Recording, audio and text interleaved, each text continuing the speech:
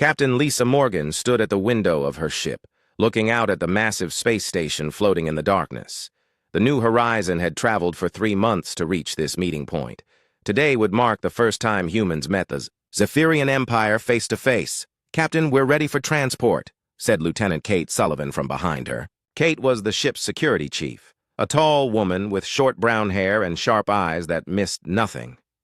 Lisa turned around and smoothed her blue uniform. "How do I look?" "Like someone who can handle whatever comes next," Dr. Amy Carter said, with a smile. Amy was the ship's expert on alien cultures. She had brown skin, kind eyes, and always carried a small computer tablet filled with notes about different alien species. The 3 women walked to the transport room. Lisa felt nervous but tried not to show it.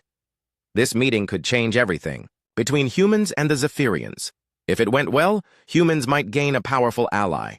If it went badly, they might make a dangerous enemy. The transport beam lifted them from their ship and placed them inside the space station. The first thing Lisa noticed was how big everything was.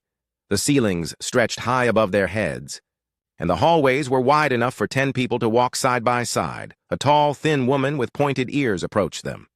Her skin was pale green, and her long silver hair was braided with small bells that made soft music when she moved. "Welcome," she said in perfect English. "I am Syra of the Woodland Confederation. We elves have been asked to help with today's meeting." Behind Syra walked a younger elf with the same pointed ears but darker skin and curious golden eyes. "This is Naya," Syra said. "She studies different cultures and wanted to meet humans." Naya stepped forward eagerly. "I have read so much about your people. You are the ones who never give up, correct? The ones who find ways to win even when winning seems impossible?" Lisa smiled. "We try our best." "Fascinating," Naya said, pulling out a small device to record their conversation. Syra led them through the station's corridors. They passed other aliens, some with blue skin and 4 arms, others that looked like walking trees, and creatures Lisa could not even begin to describe. Finally, they reached a large room with a round table in the center. On the far side of the table stood 3 figures that made Lisa catch her breath. The Zephyrians were huge, at least 7 feet tall, with broad shoulders and muscular bodies. Their skin was dark red, almost like old leather, and their faces were sharp and angular. They wore black armor that seemed to absorb light, making them look even more dangerous. The one in the center stepped forward. When he spoke, his voice was deep and rumbling like distant thunder. "I am Veltara, son of Thexamor, warrior of the 7th Circle. I speak for the Zephyrian Empire." Lisa walked to the table and gave a small bow. "I am Captain Lisa Morgan of the human vessel New Horizon.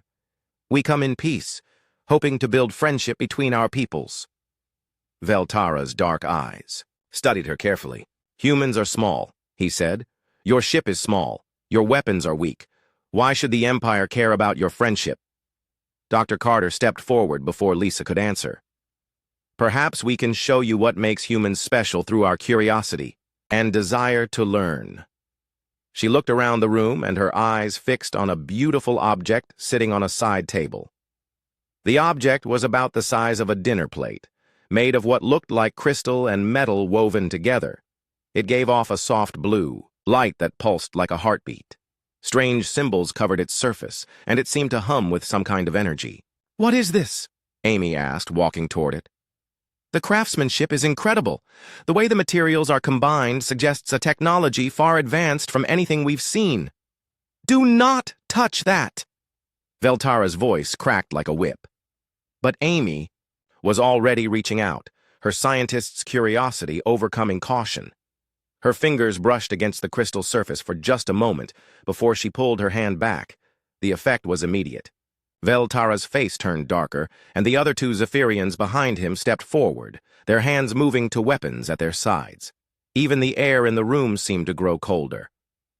"You have touched the memory stone of my ancestors," Veltara said, his voice low and dangerous.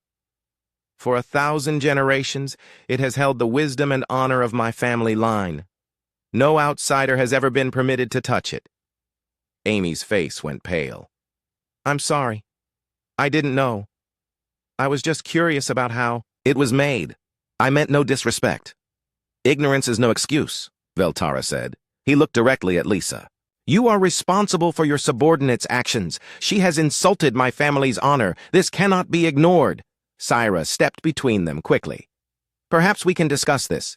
Humans have different customs. Dr. Carter's action came from a desire to learn, not to insult. The intent does not matter, Veltara replied. Honor has been stained. Blood must answer for blood, or courage must answer for courage. Lisa felt her heart pounding, but she kept her voice steady. What exactly are you saying? Veltara stood to his full height, making Lisa feel very small. I challenge you to ritual combat. Face me in a duel of honor, and if you fight with courage, your scientist's insult will be forgiven. Refuse, and the Zephyrian Empire will mark all humans as cowards unworthy of our attention. The room fell silent. Lisa could hear Amy's sharp intake of breath and feel Kate tense beside her. Naya's recording device beeped softly as she captured every word. Lisa looked at the massive warrior standing across from her. He was probably twice her weight and had trained for battle his entire life. Fighting him would be like a house cat challenging a lion. But she thought about her crew, about Amy's mistake, and about what this moment meant for all of humanity. She straightened her shoulders and looked Veltara directly in the eyes. I accept. The words hung in the air like a challenge thrown down. Veltara's expression shifted slightly, showing what might have been surprise or perhaps respect. You understand what this means? He asked. Zephyrian dueling is not a game. Blood will be spilled. Pain will be endured. Defeat is likely. I understand, Lisa said calmly. When do we fight? 3 days from now, at the station's honor arena.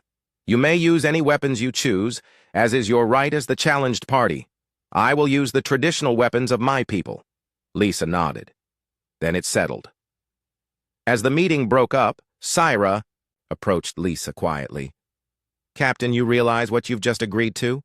Veltara has never lost a duel. He is considered one of the finest warriors of his generation. Lisa watched the Zephyrians leave the room, their heavy footsteps echoing in the corridors. Sometimes being a captain means protecting your people, even when the odds are impossible. Naya looked at her with wide, excited eyes. This is exactly what I expected from humans. You accept challenges that would terrify others. How fascinating.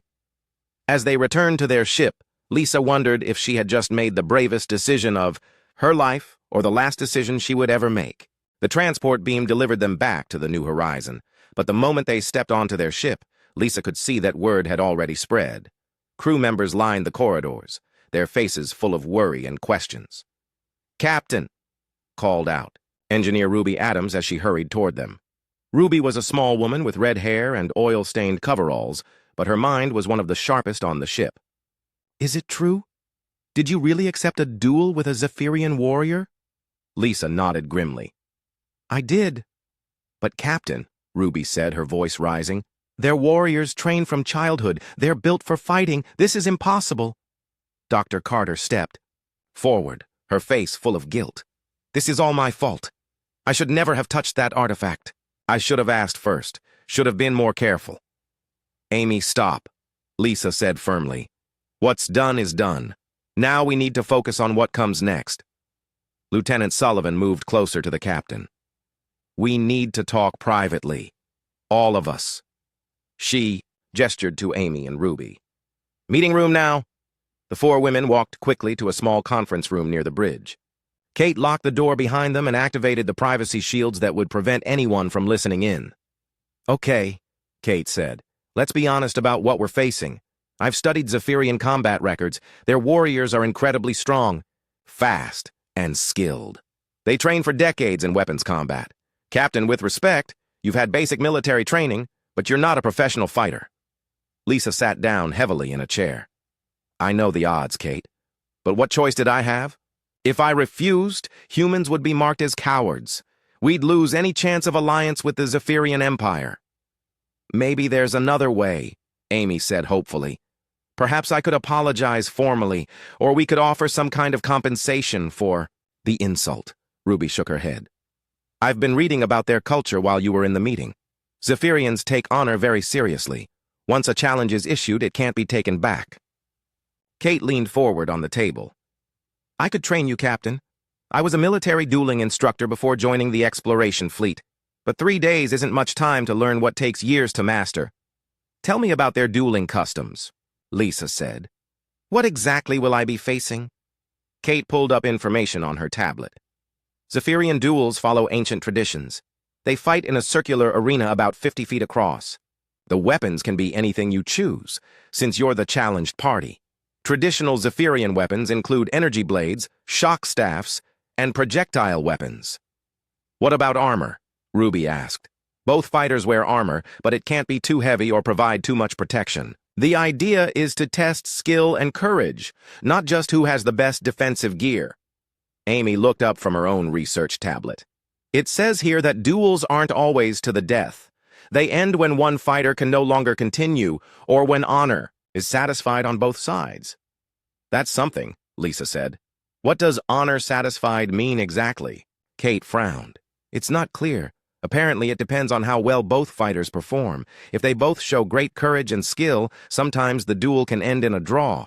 Ruby suddenly sat up straighter. Wait, it says you can choose your weapons. Does that mean any weapons at all?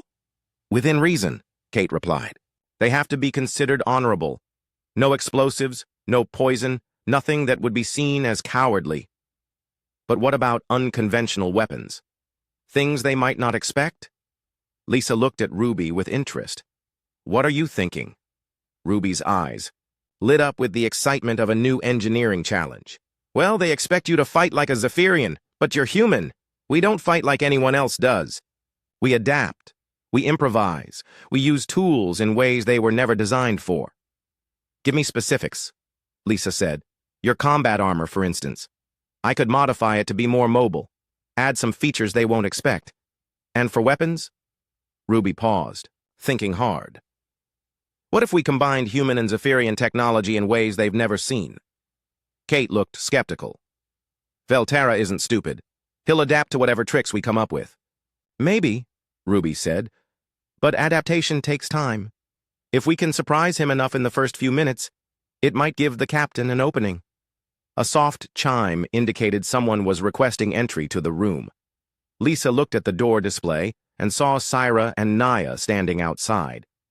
Let them in, Lisa said. They might have useful information. Kate unlocked the door and the two elves entered. Syra's expression was serious while Naya looked excited and eager. Captain Morgan, Sarah said, we wanted to offer what help we can. The Elven Confederation has been allies with humans for many years. We don't want to see that friendship damaged by this situation. What can you tell us about Velterra? Lisa asked. Naya pulled out her recording device and scrolled through her notes. I've been researching him since the challenge was issued. He's 34 years old, which is young for a Zephyrian warrior of his rank. He's won over 20 formal duels and has never been defeated. That's encouraging, Amy muttered. But, Naya continued excitedly, he's only fought other Zephyrians. He's never faced anyone who fights differently than he does. His entire experience is based on Zephyrian combat styles. Syra nodded slowly. Naya has a point. Zephyrians are predictable in some ways. They value direct confrontation, honorable combat, and traditional techniques. They sometimes struggle when faced with unexpected strategies. Has anyone ever beaten a Zephyrian warrior in a duel? Kate asked. Rarely, Syra admitted. But it has happened. Usually when the opponent used tactics the Zephyrian didn't understand or couldn't counter quickly enough. Ruby leaned forward eagerly. See? That's what I'm talking about. We don't try to beat him at his own game. We make him play our game. Lisa stood up and walked to the window, looking out at the space station where she would fight in 2 days. What kind of modifications can you make to my armor and weapons in that time, Ruby?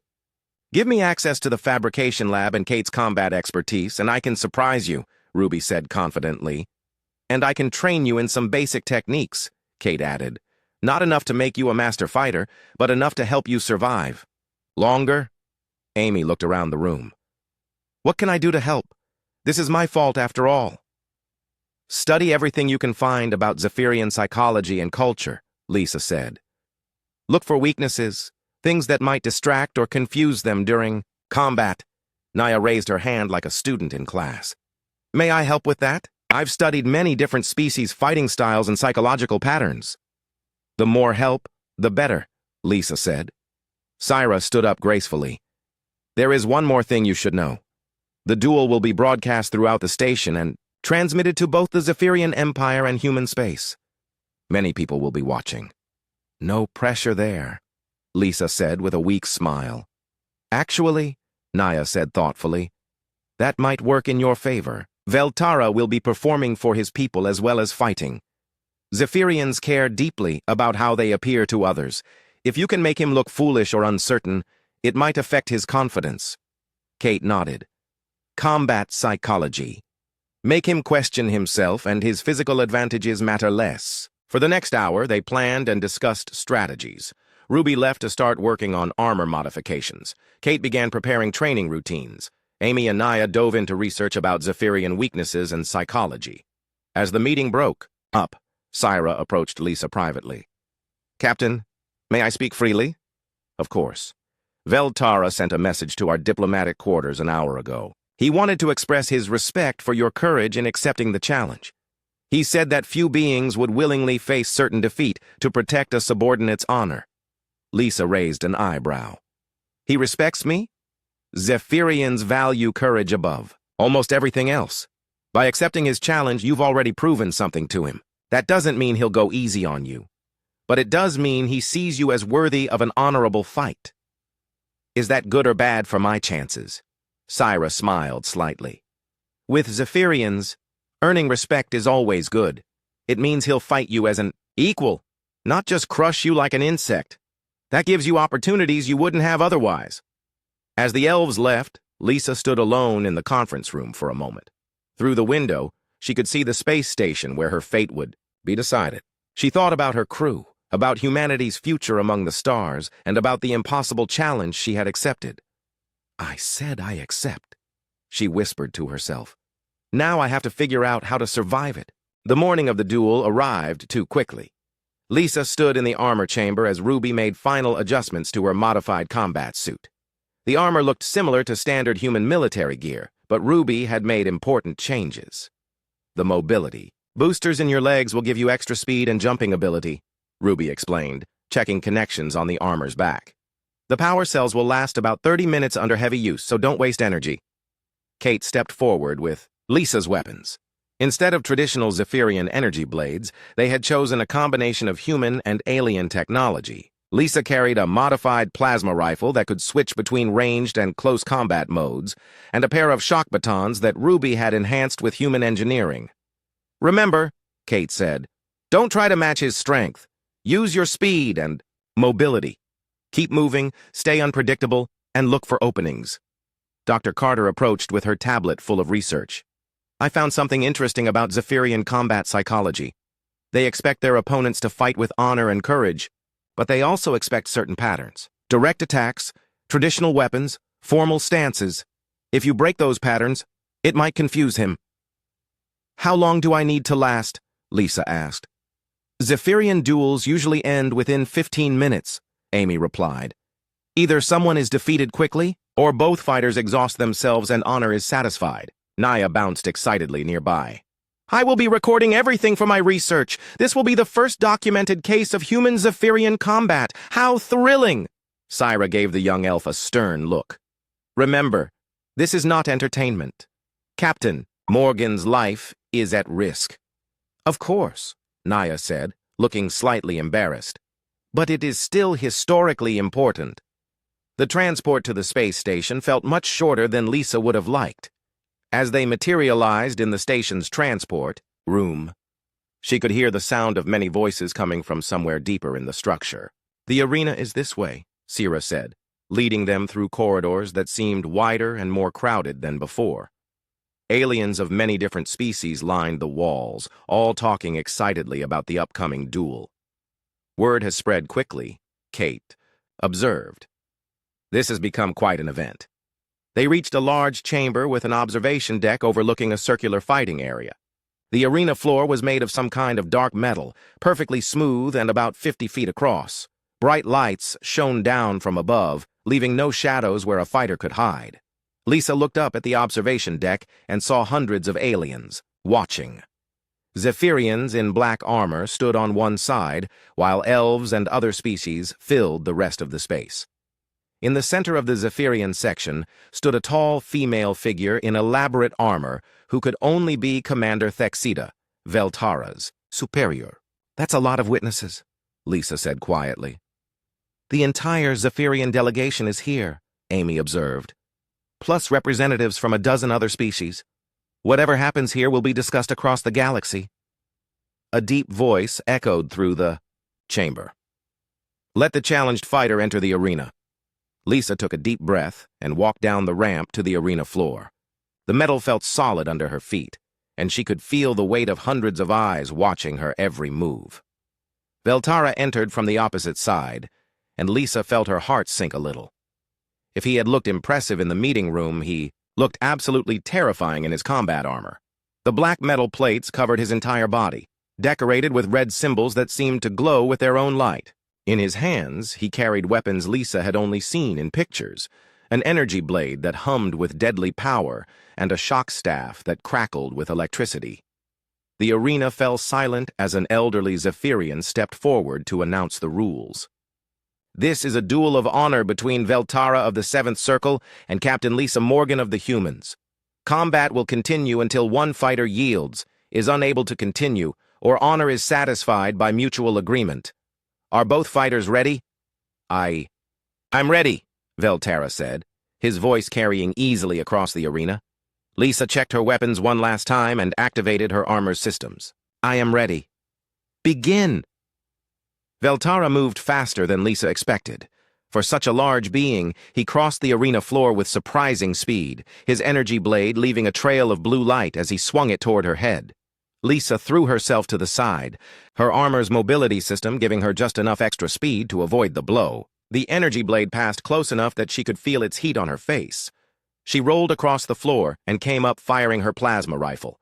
The energy bolt struck Veltara's armor but barely slowed him down. He charged forward again, this time swinging his shock staff in a wide arc that would have knocked her off her feet if it connected. Lisa activated her leg boosters and jumped higher than any human should have been able to jump. She sailed over Veltara's head, firing down at him as she passed. A few bolts found gaps in his armor, making him grunt with pain, but he spun around faster than she expected and caught her with a backhand blow as she landed. The impact sent her skidding across the arena floor. Her armor absorbed most of the damage, but she could taste blood in her mouth. Veltara was stronger than she had imagined possible. "You are quick," Veltara called out as he advanced on her. "But speed alone will not save you." Lisa switched her rifle to close combat mode, extending energy projectors from both ends to create a staff-like weapon. She met Veltara's next attack with her improvised energy staff, and the collision sent sparks flying across the arena. For the next few minutes, they fought in close combat. Veltara's experience showed clearly. His moves were precise and powerful, each attack designed to end the fight quickly. But Lisa's unpredictable style confused him. She used her mobility boosters to change direction suddenly, attacked from unexpected angles, and combined her weapons in ways he had never seen before. The watching crowd murmured with surprise as Lisa managed to land several hits on the massive warrior.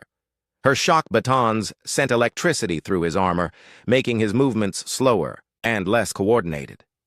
But Veltara was learning. Each time Lisa tried a new tactic, he adapted more quickly.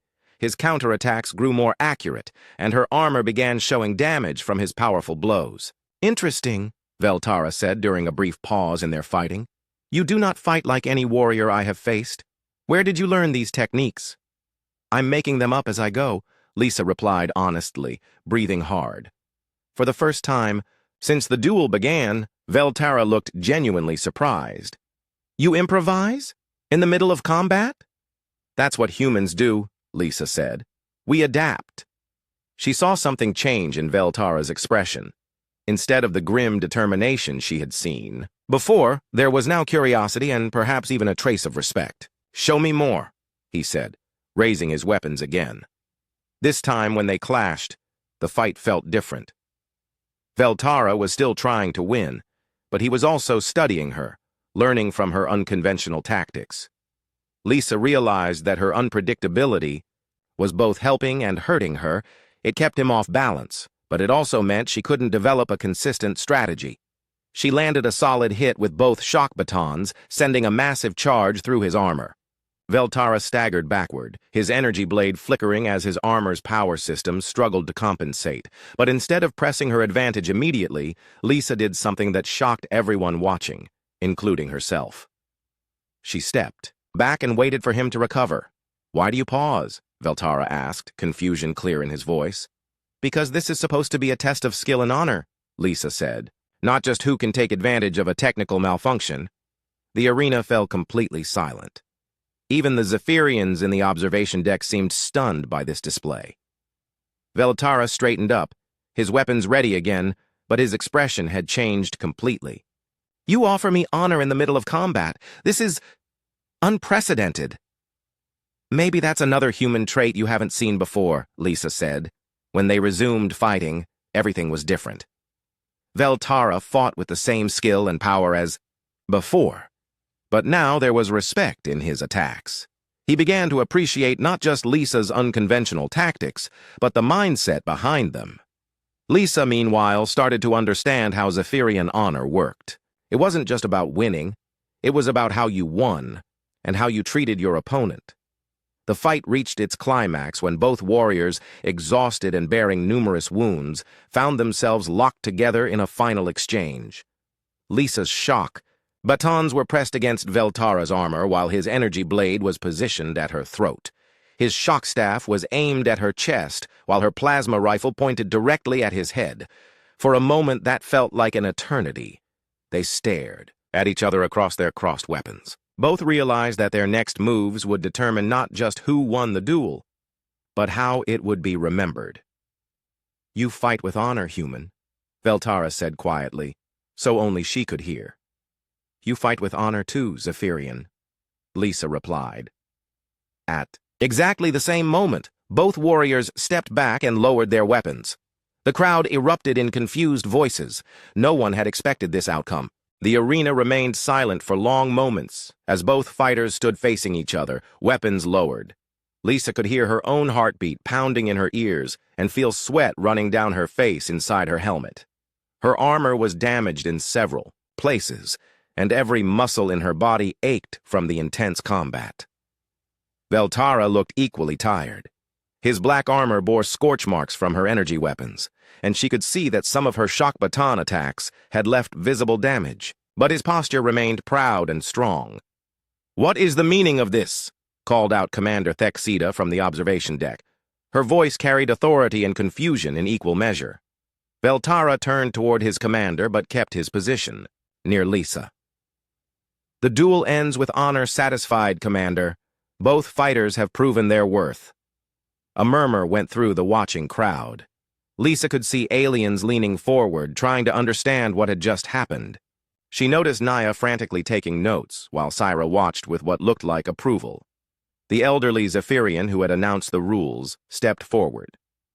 "In the long history of our dueling traditions, it is rare but not unknown for both fighters to conclude that honor has been satisfied.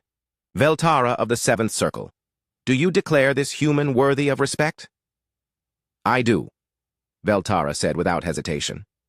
"She fights with courage, adapts to impossible situations, and shows honor even when victory seems within her grasp. These are qualities worthy of any warrior." The official turned to Lisa. "Captain Lisa Morgan of the Humans, do you accept that your companion's insult has been answered with honor?" Lisa looked up at Dr. Carter in the observation deck. Amy's face was pale with worry and guilt.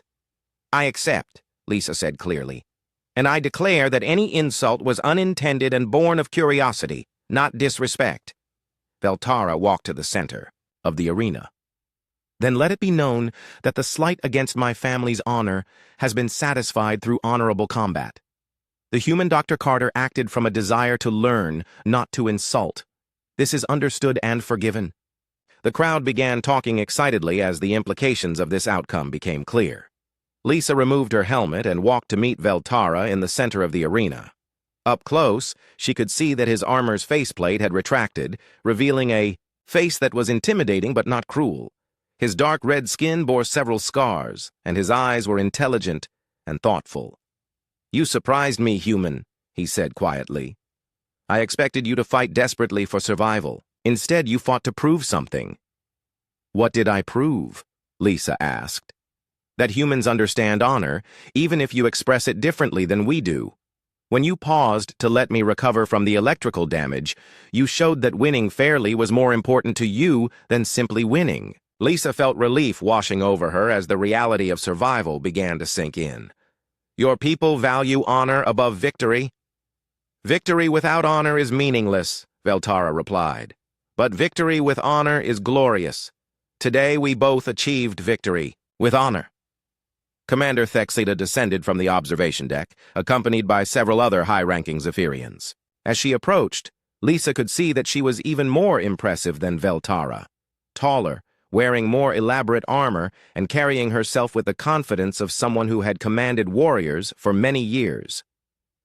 "Captain Morgan," Thexida said, her voice deep and formal, "you have given my warriors much to discuss.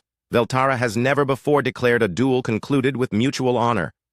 "It seemed like the right thing to do," Lisa said simply. "Explain this to me," Thexida commanded. "How does a small human with minimal combat training manage to fight one of our finest warriors to a standstill?" Lisa thought carefully before answering. "I think it's because I wasn't trying to fight like a Zephyrian. I fought like a human." "And how do humans fight?" "We adapt. We improvise. We use whatever advantages we can find, but we try to do it fairly. We don't just want to win. We want to win in a way we can be proud of." Thexida exchanged glances with Veltara. "Interesting. And this adaptability, is this common among your species?" "Very common," Lisa said. "Humans have a saying, 'Necessity is the mother of invention.' When we face impossible situations, we find new ways to deal with them." Dr. Carter, Kate, Ruby, and the others had descended to the arena floor. Amy approached cautiously, her face still full of guilt. "Captain, I'm so sorry," she began. "Amy, stop apologizing," Lisa said firmly. "Your curiosity led to this situation, but it also led to something important. Look around." Amy looked at the mixed crowd of aliens, all talking excitedly about what they had witnessed. Zephyrians were discussing human combat techniques with elves.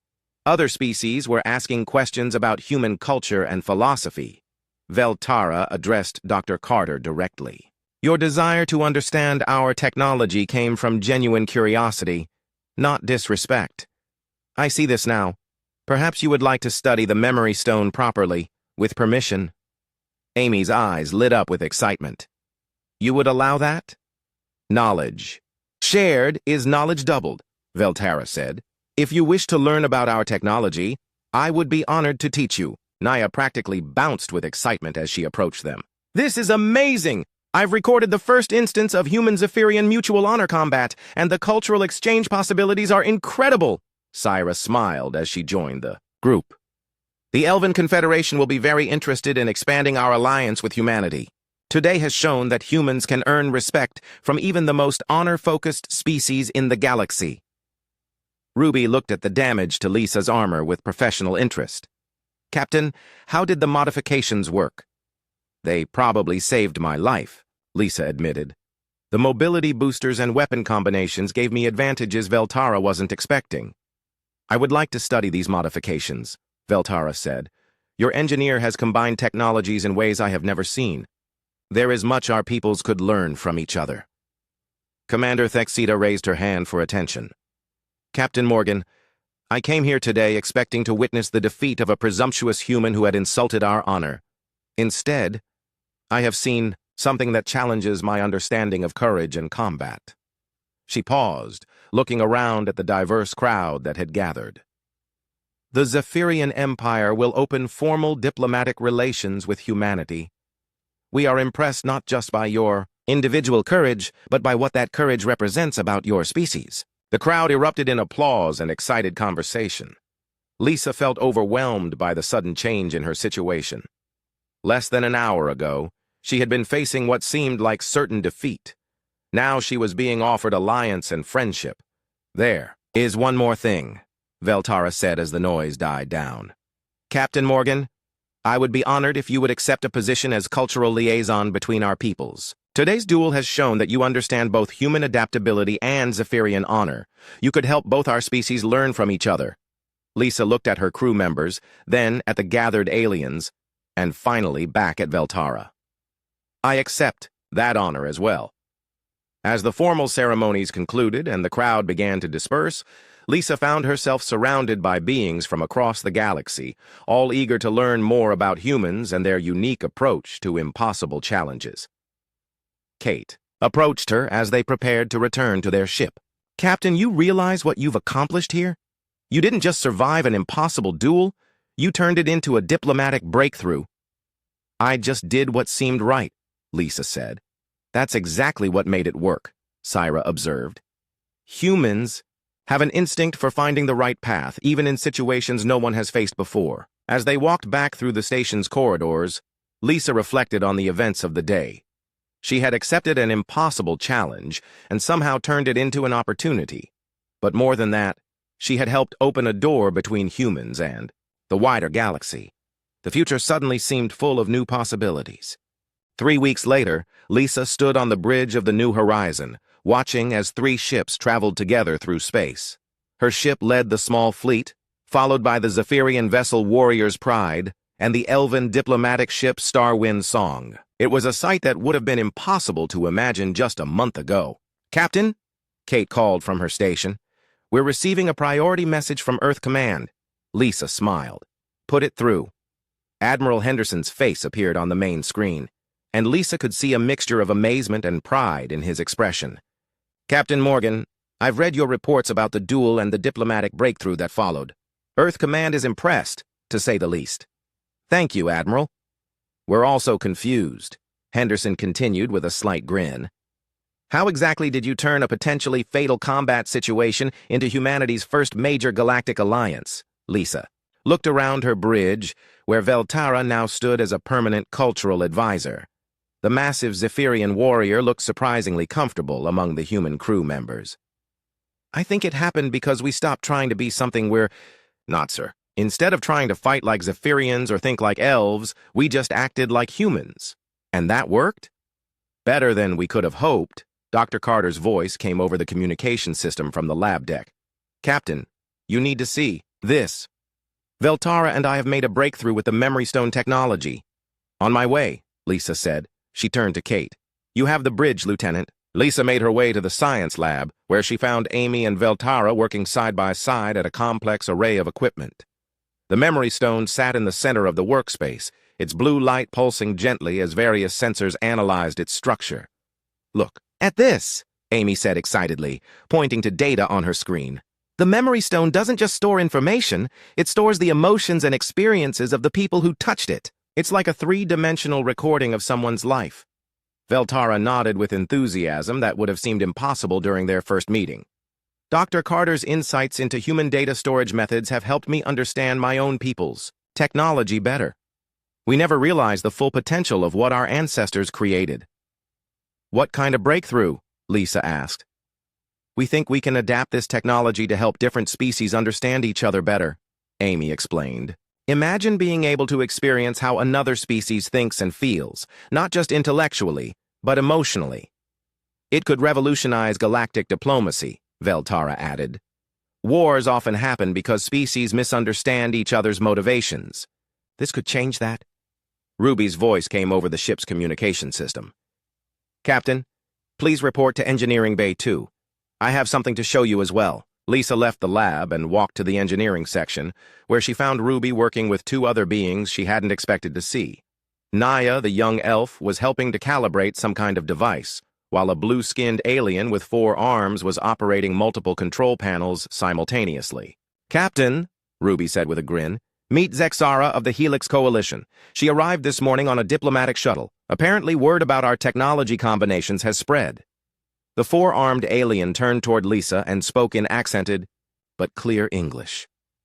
Captain Morgan, your engineers' methods of combining different technological approaches have impressed many species. The Helix Coalition would like to establish a research partnership with humanity. What kind of partnership? Lisa asked. Naya bounced excitedly as she answered. A permanent research station where different species can work together. We're calling it the Innovation Hub. It would be the first truly multi-species research facility in the galaxy.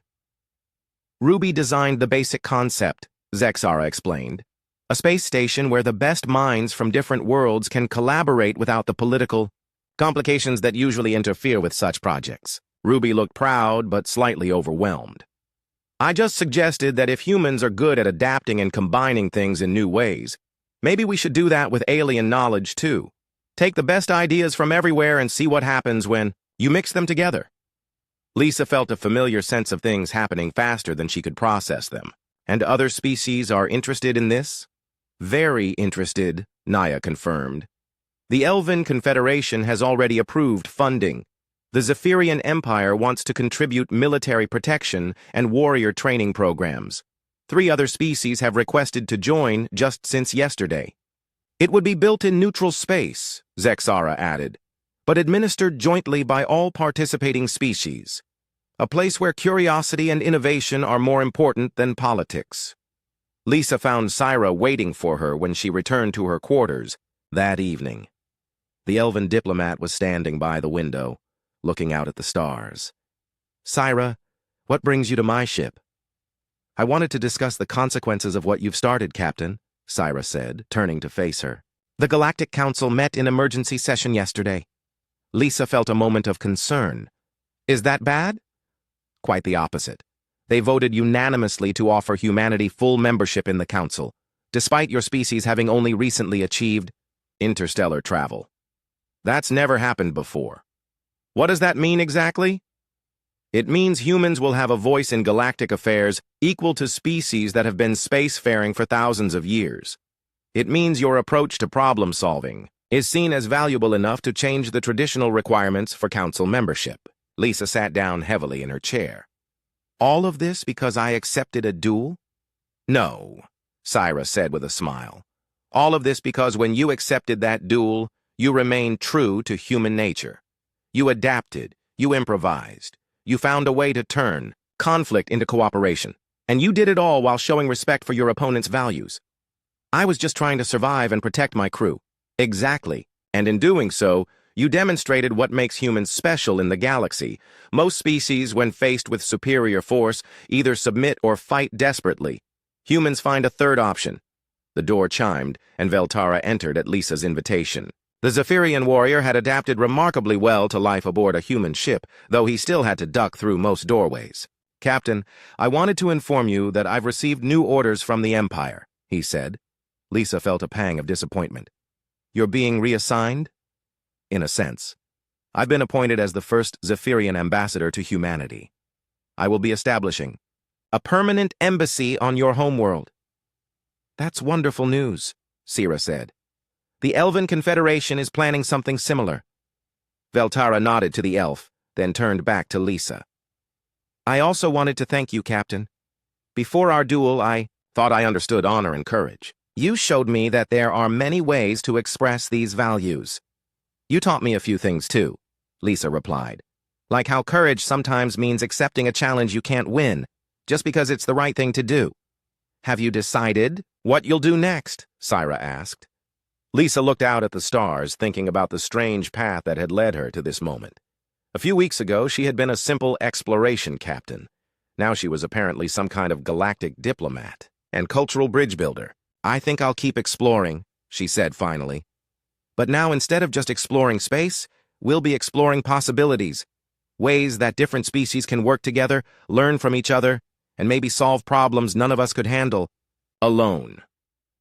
The Innovation Hub project could use an experienced captain to oversee construction, Naya suggested, appearing in the doorway, someone who understands both human adaptability and alien perspectives. And the Galactic Council has offered you a position as Special Coordinator for Interspecies Cooperation, Syra added. Lisa laughed. A month ago, my biggest worry was whether we had enough supplies to reach the next star system. Now you're offering me jobs I didn't even know existed. That's what happens when you change the galaxy, Veltara said seriously. The galaxy changes. You back. Dr. Carter's voice came over the communication system. Captain, You might want to come back to the lab. We just received a message from a species called the Christek Collective. They want to share their quantum computing technology in exchange for learning about human intuitive problem-solving methods. Ruby's voice followed immediately. And Captain, I'm getting requests from 17 different species asking about technology-sharing partnerships. This is getting crazy. Kate's voice was next. Captain, 3 more ships have requested permission to join our little fleet. We're starting to look like a parade out here. Lisa looked around at her diverse group of advisors and friends. I said I accept one duel challenge. I had no idea what I was really accepting. None of us did, Syra said. But that's the beauty of it. When you acted on pure human instinct, protect your people, adapt to impossible situations, find a way to succeed with honor. You created something no one had planned or expected. So what happens now? Lisa asked. Veltara straightened to his full height. Now we see what the galaxy can become when species work together instead of just coexisting. Your duel proved that understanding between different peoples is possible. Everything else follows from that.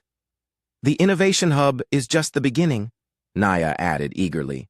We're talking about joint exploration missions, shared colonies, even combined.